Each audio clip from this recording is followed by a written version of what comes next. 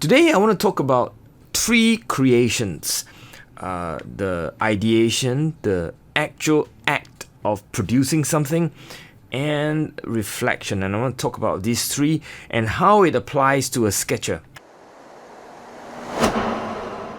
Usually when we are sketching, we are very obsessed with the act of taking a pencil, a pen, paintbrush and just sketch. We are very obsessed with that, creating something on that canvas, the paper, the sketchbook, etc. But actually, the first act should not be the act of our hand or the physical. It should actually be the mind and the meditation and the inner creation. The first creation ought to be from within us. I'm not a mystic or an overly spiritual person, but of course all of us have a spiritual side, like it or not.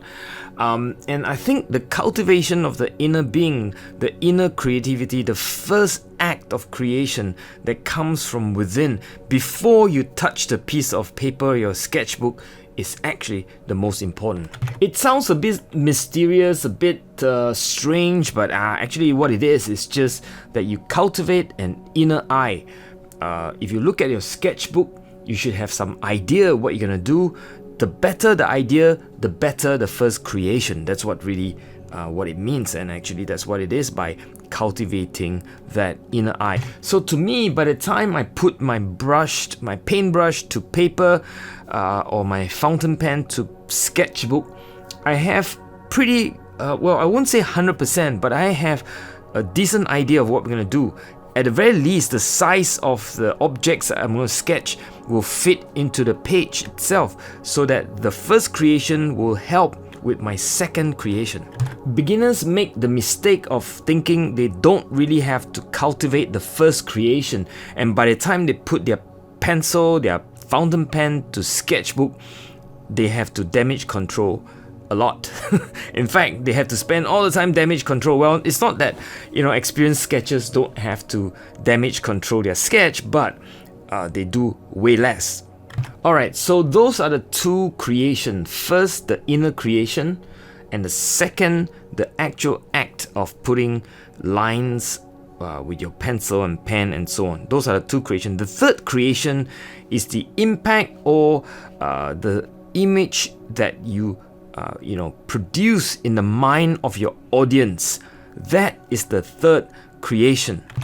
And in some way, that is an evaluation, or at least it's evaluation of audience against your work.